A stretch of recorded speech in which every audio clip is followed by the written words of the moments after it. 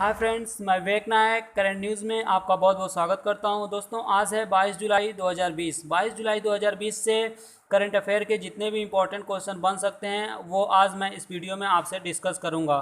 तो दोस्तों, ये सेशन स्टार्ट करने से पहले आप लोग इस चैनल पे नए हैं तो चैनल को सब्सक्राइब, बेल आइकन को प्रेस, जिससे कि मेरे आने वाले जितने भी नोटिफिकेशन है, लेटेस्ट वीडियो हैं, उसका नोटिफिकेशन आप तक सबसे पहले पहुंच पाए। पहला क्वेश्चन होगा कि पहला क्वेश्चन है, लालजी टंडन का निधन 21 जुलाई 2020 को हो गया, वह किस राज्य के राज्यपाल थे? तो दोस्तों, ऑप्शन है बिहार, उत्तर प्रदेश, मध्य प्रदेश, राजस्थान। तो इस तरह इस क्वेश्चन का राइट आंसर हो जाएगा option number C, Madhya Pradesh. दोस्तों, लालजी टंडन का जन्म 12 अप्रैल 1935 को लखनऊ में हुआ था।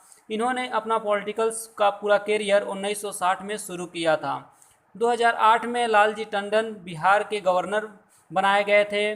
उसके बाद दोस्तों, मैं अभी आपको आगे ही बताया था, 2-3 दिन पहले बताया था कि इनकी तबीयत खराब होने के कारण उत्तर प्रदेश की जो गवर्नर हैं आनंदीबेन पटेल, उनको दोस्तों उनका पदभार संभाला गया था। इनकी पदभार पे मतलब वो कार्य कर रही थी। तो इस क्वेश्चन से इतना ही।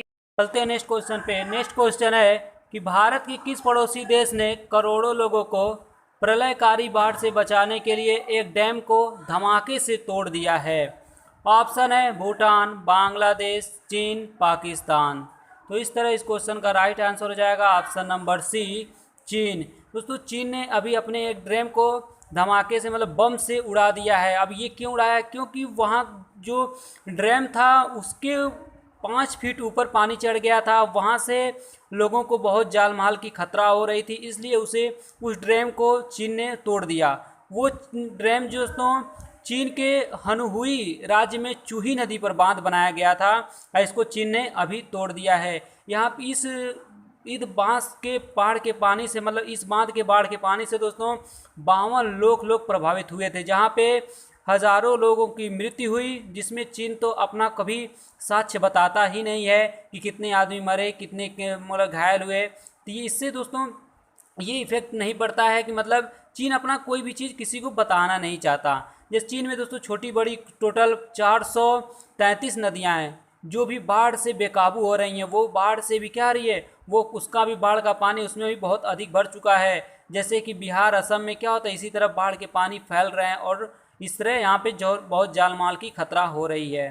तो दोस्तों, इस क्वेश्चन से इतना ही। चलते हैं नेक्स्ट क्वेश्चन पे। नेक्स्ट क्वेश्चन है कि आईसीसी ने T20 वर्ल्ड कप कब तक के लिए स्थगित कर दिया है? ऑप्शन है वर्ष 2021, वर्ष 2022, वर्ष 2023 और वर्ष 2024। तो इस तरह इस क्वेश्चन का राइट आंसर है ऑप्शन नंबर बी, वर्ष 2022। दोस्तों, अभी आईसीसी ने इस बार 2020 जुलाई को अभी घोषणा किया है कि स्थगित करने का ये T20 वर्ल्ड कप। और ये इस बार जो T20 वर्ल्ड कप है ये ऑस्ट्रेलिया में होना था और ये अक्टूबर से नवंबर 2020 के बीच होना था। इस बार ये कोविड-19 की वजह से इसे स्थगित कर दिया गया है। कोविड-19 की वजह से दोस्तों हर एक चीज़ें, हर एक जो ओलंपिक है, सब चीज़ों को देखिए अभी तो स्थगित ही कर दिया गया है। तो इस बार जो अभी ऑस्ट्रेलिया में 2020 का जो T20 वर्ल्ड कप है ऑस्ट्रेलिया में होना था, अब इसे अभी स्थगित कर दिया गया है, जो कि अभी आईसीसी ने 20 जुलाई को ही घोषणा किया है। तो इस क्वेश्चन से इतना ही। चलते हैं नेक्स्ट क्वेश्चन पे। नेक्स्ट क्वेश्चन है, किस कंपनी ने सबमरीन केबल से भूकंप चेतावनी सिस्टम तैयार किया है? ऑप्शन है गूगल, फेसबुक, IBM, जियो प्लेटफॉर्म। तो इस तरह इस क्वेश्चन का राइट आंसर हो जाएगा ऑप्शन नंबर ए, गूगल। अब दोस्तों माइंड में क्लिक किया होगा कि सबमरीन केबल क्या होता है? सबमरीन केबल ये समुद्र के तल के अंदर बिछाया जाता है। मतलब ये समुद्र के सतह पर बिछाया जाने वाला जो केबल है, मतलब एक किस्म का ये तार होता है, उसको दोस्तों हम कहते हैं सबमरीन केबल के नाम से उसे जाना जाता है। जैसे कि दुनिया में जो इंटरनेट हम लोग यूज कर रहे हैं, हम यूज कर रहे हैं, आप लोग यूज कर रहे हैं, तो किसके माध्यम से हो रहा है? ये इसी केबल के माध्यम से तो हम लोग यूज करते हैं। तो दोस्तों यही है सबमरीन केबल यही है। तो दोस्तों जैसे कि इसके माध्यम से हमारा व्यापार भी चलता है। इस तरह जैसे कि दूसरे देश की कंपनियां जो हैं मतलब अपना इन्वेस्ट करती हैं भारत में, तो इस सब के माध्यम से दोस्तों ये क्या है, ये इसी इंटरनेट के माध्यम से देखा जाए तो इंटरनेट के माध्यम से ये तारें बिछाई गई हैं। अब आपके माइंड में क्लिक किया होगा कि ये जो तारे हैं, ये तारे जब समुद्र में बिछाई गई तो यहाँ पे मछलियाँ तो काट भी सकती हैं, तो ऐसा कुछ नहीं है। क्योंकि दोस्तों ये तारे बहुत ही स्ट्रांग होती हैं, बहुत ही मजबूत होती हैं, इसको मछलियों से कोई लेना देना नहीं है, मतलब इसे कोई जानवर ही नहीं खा सकता क्योंकि ये बहुत ही स्ट्रांग होती हैं। तो दोस्तों यही है सबमरीन केबल, इसी अभी चेतावनी सिस्टम तैयार किया गया है, अभी गूगल ने इसे तैयार किया है। तो चलते हैं नेक्स्ट क्वेश्चन पे। नेक्स्ट क्वेश्चन है, पहला अरब देश या मुस्लिम देश जिसने मंगल ग्रह के लिए अंतरिक्ष अभियान लॉन्च किया है। ऑप्शन है Saudi Arab, UAE, Iran, Iraq. तो इस तरह इस क्वेश्चन का right answer option number B UAE. अब बात करें यूएई की, तो यूएई ने 19 जुलाई को मिशन लॉन्च कर दिया है। मिशन का नाम अल अमल है। हिंदी में इसे अल अमल को हिंदी में आशा कहते हैं या इंग्लिश में होप कहते हैं। यह जापान के तानेसागिमा से लॉन्च किया गया, मतलब ये जापान के तानेसागिमा स्पेस एजेंसी से लॉन्च किया गया है। अनुमान है कि यह फरवरी 2021 तक मंगल ग्रह पर पहुंच सकता है। अगर बात करें कि मंगल ग्रह पर अभी तक कितने देश पहुंचे हैं, तो इतिहास में 4 ही देश या 4 ही स्पेस एजेंसियों का नाम आता है। ये मार्स मिशन जो कि सक्सेसफुल पहुंचाया है, जिसने मार्स मिशन को सक्सेसफुल तो पहुंचाया है, लेकिन कोशिश तो बहुत सारे देश की हैं, लेकिन उनका ये मार्स मिशन सक्सेसफुल नहीं हुआ है। तो वो टॉप 4 कौन कौन सी स्पेस एजेंसियाँ हैं जो सक्सेसफुल मार्स को पहुंचाई हैं मंगल ग्रह पे। तो पहली है जैसे रूस की स्पेस एजेंसी है जो मंगल ग्रह पे पहुंचाई है, उसका रूस की एजेंसी का नाम है स्पेस एजेंसी का रासकासमास। और अमेरिका के स्पेस एजेंसी का नाम है नासा, जो कि ये भी मंगल ग्रह पे सक्सेसफुल पहुंचाया है।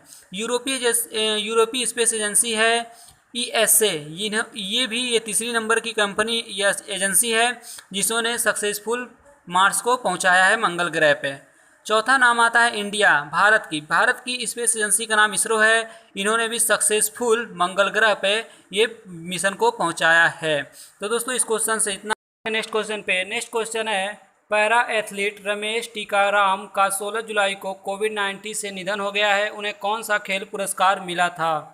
ऑप्शन है खेल रत्न, अर्जुन पुरस्कार, best player of the year, Padma Shri. तो इस तरह इस क्वेश्चन का राइट आंसर हो जाएगा ऑप्शन नंबर बी, अर्जुन पुरस्कार।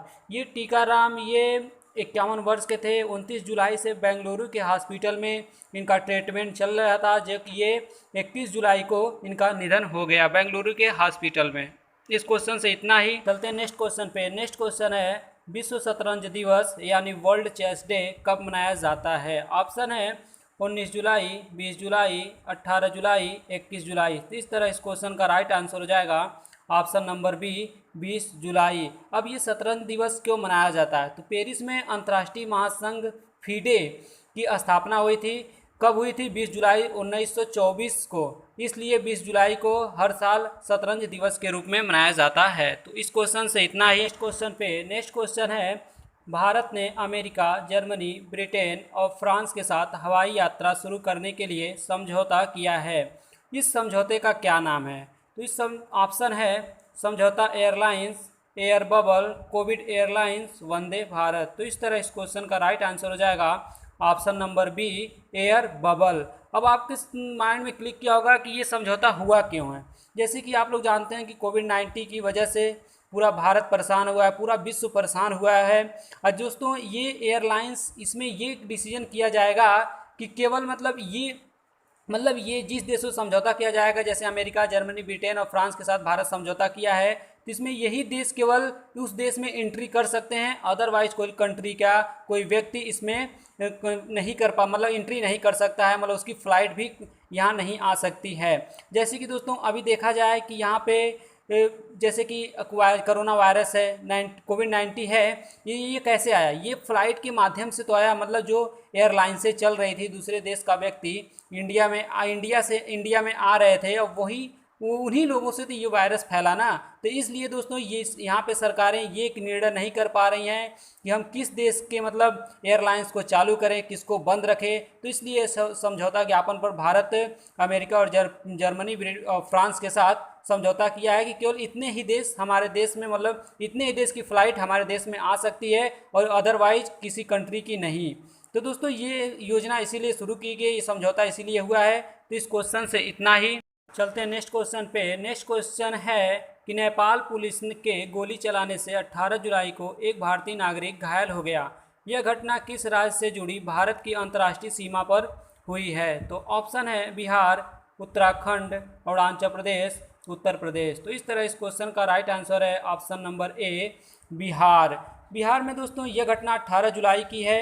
वहाँ जो नेपाल का बॉर्डर है, मतलब नेपाल की जो पुलिस है, नेपाल के सीमा पर, यह पुलिस बिहार के किशनगंज में एक भारतीय नागरिक को गोली मारकर हत्या कर दी है।